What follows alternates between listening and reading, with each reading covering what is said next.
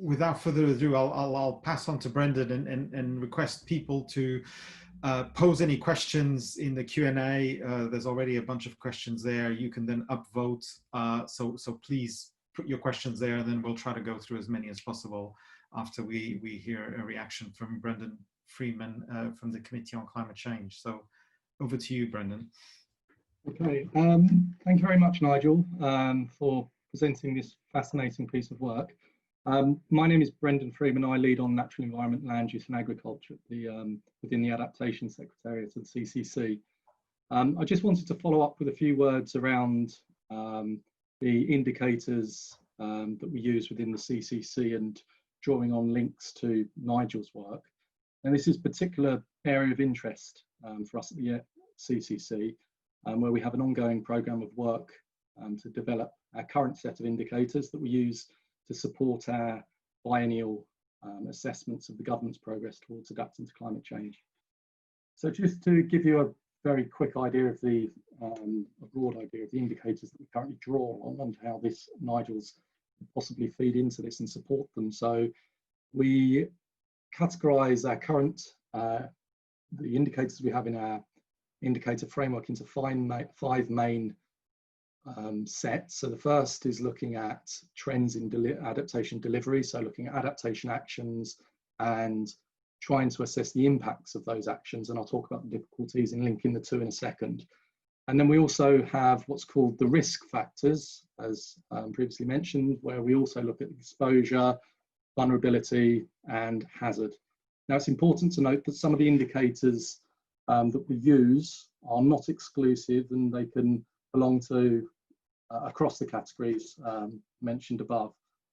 Now, within our indicator set, we have around about 200 that we draw on. However, as I say, it's an ongoing piece of development work that we have, and we recognise that more sophisticated approaches are needed to both develop and implement, but also test these adaptation metrics. And we're also trying to, as well as improve the current set, also expand it. As for certain priorities that we assess in our progress reports, some of the priorities do not have any indicators at all. So when we're talking about things such as telecoms and the digital sector, we don't have any indicators whatsoever.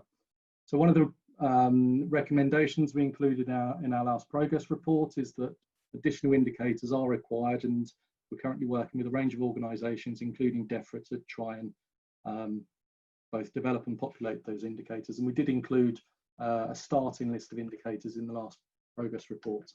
However, as a shout out for help, we would welcome any input from experts in terms of what we should be measuring and how we should be measuring it. So this work that Nigel has just gone through is particularly useful for us in terms of approaches to, or ways we should be measuring hazard.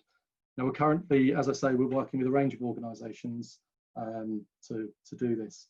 Now there are challenges that we experience. So I just wanted to talk a little bit about the challenges. So one of the key one really is data limitations. So we're unable to conduct the full assessment for some of the sectors purely because we have a lack of supporting data. Now that may be that we have the indicators ready, but we do not have the data available to support them. So things such as in the natural environment, where we're trying to assess soil health and soil condition. The last survey was conducted back in the mid-2000s.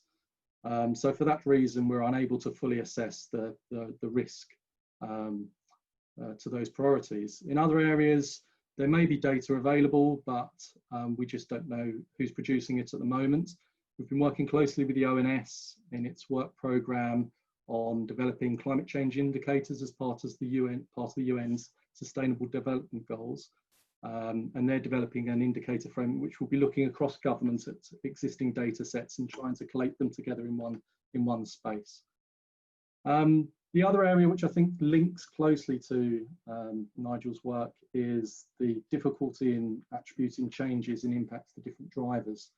So we can only do this if we have robust enough data and sufficiently long record of data. but it's also difficult to attribute the changes on impacts for different drivers. So for example, whether a driver is a change in hazard or as a result of the adaptation actions. So thinking about this, I'm just wondering how we can possibly draw on this work to help inform us more on that. So another potential use for this work would be helping our understanding of changes in hazard. So I was particularly interested in the level of spatial resolution that you go into. So as you rightly said, adaptation actions will vary across the country dependent on how the hazard manifests. So better understanding the required policy implementation, ensuring how it's implemented at the local level would be any information on that would be very helpful.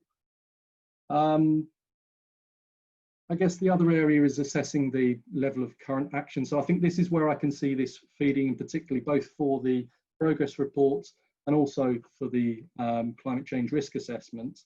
So anything that can help us in assessing the level of current actions. So if we can understand better the hazard going forward, we can determine better what's needed or whether the current level of actions are sufficient and possibly what gaps there are. So this links directly into the CCRA, where in our urgency scoring framework, we look at the magnitude of the risk, and through that we can also take into account current policies, but also consider potential benefits going forward.